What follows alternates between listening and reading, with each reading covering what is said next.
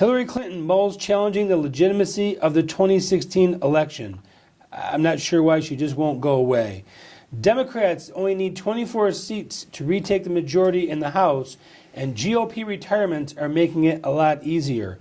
Maury, the GOP holding the majority in the House looked pretty strong going into the next midterms as of last year.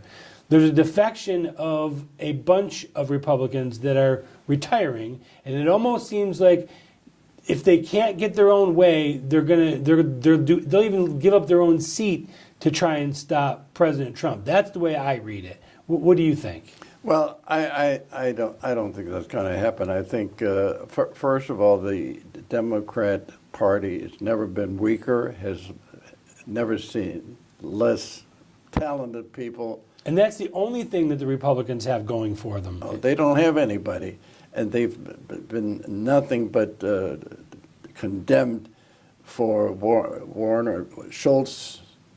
Debbie Wasserman-Schultz. Debbie Wasserman-Schultz, and who's really almost a criminal in the way. Well, it's amazing to me, all the Democrat scandals that get overlooked and swept under the rug.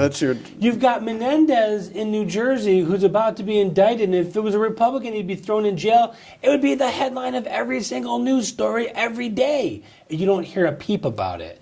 Debbie Wasserman-Schultz's IT guys are fleeing the country with hundreds of thousands of dollars going to Pakistan. You don't hear a peep about it. It's amazing to me. Bernie Sanders' wife is under an FBI investigation for the things that she's done. And you don't hear anything about it. It's amazing to me. Well, the media has been taken over by the far left. Correct. And one thing that Hillary is right about, Bernie Sanders put a knife in her back and helped Trump get elected. There's no question about that. But if you were Bernie, wouldn't you have been a little bit more outraged at the fact that they stole that nomination from him? They flat out stole it from him. I think he got his revenge by the fact that she lost. I think he was gleeful about the fact that she was not elected. You do? Yes, I do. See, I didn't see that from him. Oh, I see. Don't. He is thrilled with it because that makes him more of a factor in the party for the future. He almost seemed to just let it go as a pass to me, where I think I would have been a little bit more outspoken about the fact that the DNC was colluding with her. CNN was giving Hillary debate questions. It's amazing. But he knew he didn't have a chance in hell of being elected, but he knew that she was playing the games and trying to hurt him, but he won the game by her being defeated.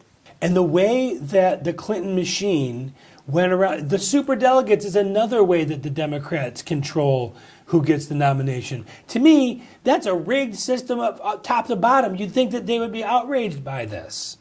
What do you think? I think right now the Democratic Party is just holding on with their fingertips. They're not going to, look, remember they put all that money into this Georgia campaign. Yeah. Never, like $28 million. And Pajama boy that didn't even live in the district. Exactly. But nobody ever put that much money into a congressional seat. But they did it, and they lost. I think the Democratic Party got nothing going for them. We also have another showdown coming up in Alabama.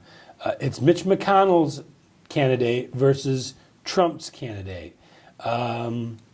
This is going to be a line drawn in the sand for Attorney General Sessions' seat that's coming up pretty soon here.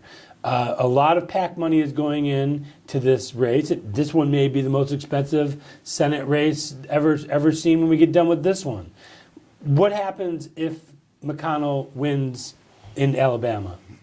I don't think he will. But if he does, it's one of those things. I mean, it's still going to be a Republican, a right-wing Republican, because there's no state more right-wing Republican than Alabama.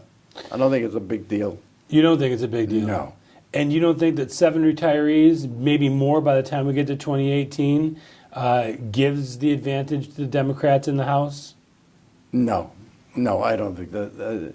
There's been already a couple of changes going. No, I think if anything, there'll be more new Republican House members coming from Democratic districts. Okay, last minute.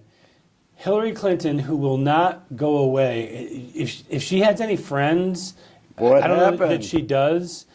What happened? They would probably take her aside and just say, look, just go away. But she won't. Now she comes out, she's challenging the legitimacy of the 2016 election.